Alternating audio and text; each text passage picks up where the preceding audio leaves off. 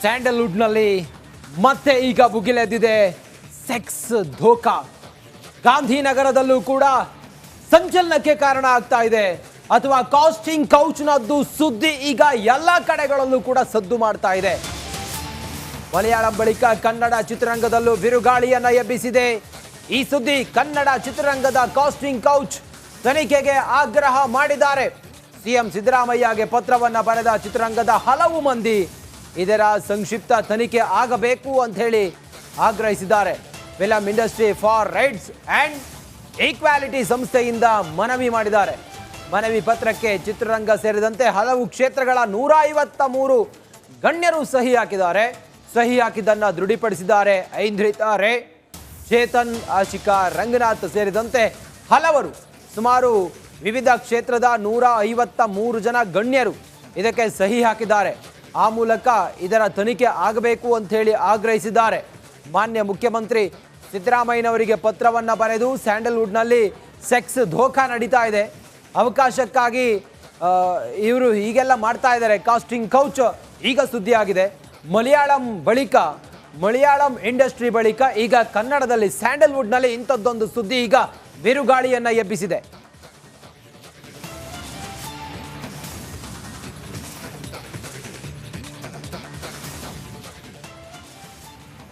ದರ್ಶನ ಮಾಡಿಸಿದ್ರು.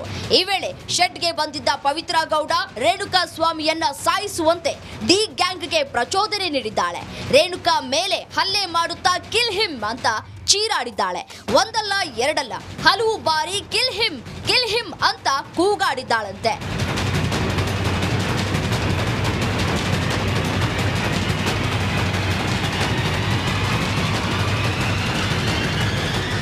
Kill him ಅಂತ ಕೂಗಾಡಿದ್ದಷ್ಟೇ ಅಲ್ಲ, ಬಳಿಕ ರೇಣುಕಾ ಸ್ವಾಮಿ ಮೇಲೆ ಪವಿತ್ರ ಗೌಡ ಚಪ್ಪಲಿಯಿಂದ ಹಲ್ಲೆ ಮಾಡಿದ್ಲು. ಈ ವೇಳೆ ರೇಣುಕಾ ಸ್ವಾಮಿ ಮರು ಮಾತಾಡಿದ್ದಕ್ಕೆ ರೊಚ್ಚಿಗೆದ್ದ ಪವಿತ್ರ ಕಿಲ್ ಹಿಮ್ ಅಂತ ಕಟ್ಟಪ್ಪಣೆ ಮಾಡಿದ್ಲು. ನಂತರ ಕೊಟ್ಟಿದ್ದು ಚಿತ್ರಹಿಂಸೆ, ಹರಿದಿದ್ದು ರೇಣುಕಾ ಸ್ವಾಮಿ ನೆತ್ತರು.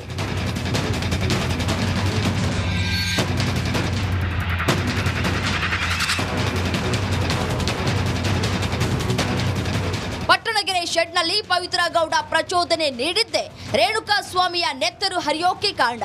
ಲಿಪ್ಸ್ಟಿಕ್ ರಾಣಿಯ ಕಿಲ್ ಹಿಮ್ ಹೇಳಿಕೆಯೇ ರೇಣುಕಾ ಸ್ವಾಮಿಯ ಉಸಿರು ನಿಲ್ಲೋಕೆ ಕಾರಣ. ಇದು ಕಿಲ್ಲಿಂಗ್ ಸ್ಟಾರ್ ಪವಿತ್ರ ಗೌಡಗೆ ಕಂಟಕವಾಗೋದ್ರಲ್ಲಿ ಯಾವುದೇ ಅನುಮಾನವಿಲ್ಲ. Nagaraj, crime bureau, Republic Kannada.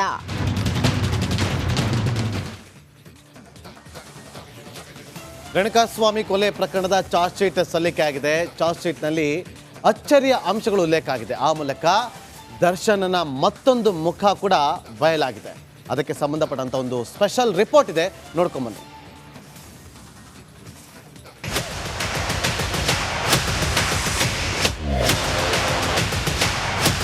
ಭಯಾನಕ. ರೇಣುಕಾಸ್ವಾಮಿ ಮೇಲಿನ ಡಿ ಗ್ಯಾಂಗ್ ಕ್ರೌರ್ಯ ನಿಜಕ್ಕೂ ಭಯಾನಕವಾಗಿದೆ. ಖಾಕಿ ತನಿಖೆಯಲ್ಲಿ ತಗಡು ಗ್ಯಾಂಗ್ನ ಒಂದೊಂದೇ ತಗಡು ಆಟಗಳು ಹೊರಬೀಳ್ತಿವೆ. ಪಟ್ಟಣಗೆರೆ ಶೆಡ್ನಲ್ಲಿ ದರ್ಶನ್ನ ಪೈಶಾಚಿಕ ಕೃತ್ಯವೊಂದು ಬಟಾ ಬಯಲಾಗಿದೆ. ಪಟ್ಟಣಗೆರೆ ಶೆಡ್ನಲ್ಲಿ ಡಿ ಗ್ಯಾಂಗ್ ರಕ್ಕಸರು ಅಕ್ಷರಶಃ ಅಟ್ಟಹಾಸ ಮೆರೆದಿದ್ರು. ಚಿತ್ರಹಿಂಸೆ ಕೊಟ್ಟು ರೇಣುಕಾ ಸ್ವಾಮಿಗೆ ನರಕ ದರ್ಶನ ಮಾಡಿಸಿದ್ರು. ಕರೆಂಟ್ ಶಾಕ್ ಕೊಟ್ಟು ನೆತ್ತರು ಹರಿಸಿದ್ರು. ಆದರೆ ಇಷ್ಟಕ್ಕೆ ಡಿ ಗ್ಯಾಂಗ್ ಕ್ರೌರ್ಯ ನಿಲ್ಲೋದಿಲ್ಲ. ತಗಡು ಗ್ಯಾಂಗ್ನ ತಗಡು ಆಟವನ್ನ ಕೇಳಿದ್ರೆ ನಿಜಕ್ಕೂ ನೀವು ಬೆಚ್ಚಿ ಬೀಳ್ತೀರಾ.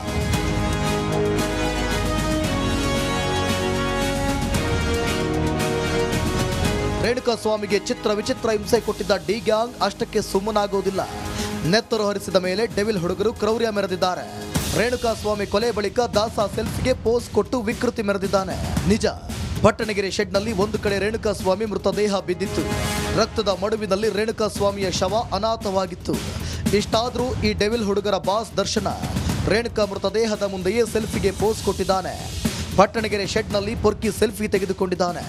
ಪೊಲೀಸರು ರಿಟ್ರೀವ್ ಮಾಡಿರೋ 4 ಫೋಟೋಗಳಲ್ಲಿ ದರ್ಶನ್ ಸೆಲ್ಫಿ ಕೂಡ ಒಂದು. ಪೊಲೀಸರ ಚಾರ್ಜ್ ಶೀಟ್ನಲ್ಲಿ ಇದರ ಉಲ್ಲೇಖವಿದೆ. ಹೀಗೆ ಮೃತದೇಹದ ಮುಂದೆ ಸೆಲ್ಫಿ ತೆಗೆದುಕೊಂಡ ಬಳಿಕ ದಾಸ ತನ್ನ ಪಾಪ ಕಳೆದುಕೊಳ್ಳೋಕೆ ಮಲೆ ಮಹದೇಶ್ವರ ಬೆಟ್ಟಕ್ಕೆ ಹೋಗಿದ್ದಂತೆ. ಅದೇನೇ ಇರಲಿ, ಒಂದು ಕೊಲೆಯನ್ನ ಇಷ್ಟೊಂದು ಆನಂದಿಸಿದ್ದ ಈ ದರ್ಶನ್ ನಿಜಕ್ಕೂ ಹೀರೋ ಎನಿಸಿಕೊಳ್ಳೋಕೆ ನಾಲಾಯೆ. Nagaraj, crime bureau, Republic Kannada.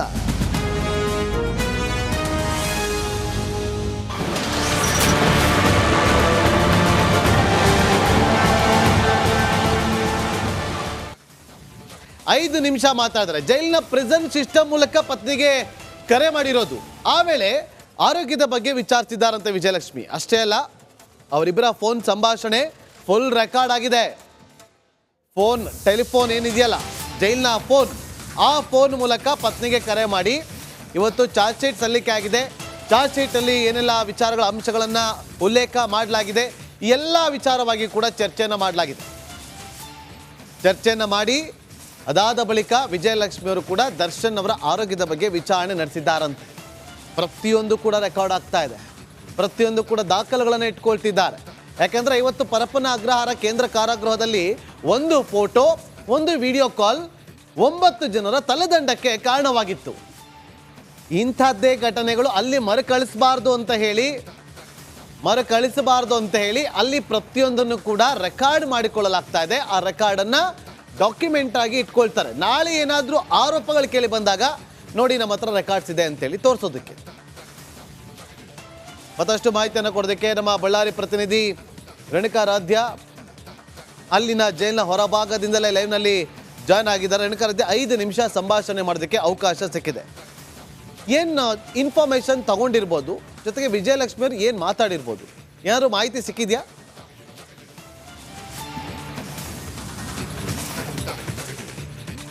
S Nagendra Babu, ಕಳೆದ 2-3 ದಿನದಿಂದ ನನಗೆ ಫೋನಿನ ಒಂದು ಅವಶ್ಯಕತೆ ಇದೆ. ಹೀಗಾಗಿ ನಾನು ಕುಟುಂಬದ ಜೊತೆ ಮಾತನಾಡಬೇಕು, ಜೊತೆಗೆ ವಕೀಲರ ಬಳಿ ಮಾತನಾಡಬೇಕು ಅನ್ನೋ ನಿಟ್ಟಿನಲ್ಲಿ A2 ಆರೋಪಿ ದರ್ಶನ್ ಅವರು ಜೈಲು ಅಧಿಕಾರಿಗಳ ಬಳಿ ಮನವಿಯನ್ನು ಮಾಡಿದ್ರು. ಅದರ ಫಲವಾಗಿ ಇವತ್ತು ಚಾರ್ಜ್ ಶೀಟ್ ಸಲ್ಲಿಕೆಯಾದ ಬಳಿಕ ಅವರಿಗೆ ಫೋನನ್ನು ಆಕ್ಸೆಸ್ ಮಾಡೋದಕ್ಕೆ ಈಗ ಅವಕಾಶವನ್ನು ಮಾಡಿಕೊಟ್ಟಿರ್ತಕ್ಕಂಥದ್ದು.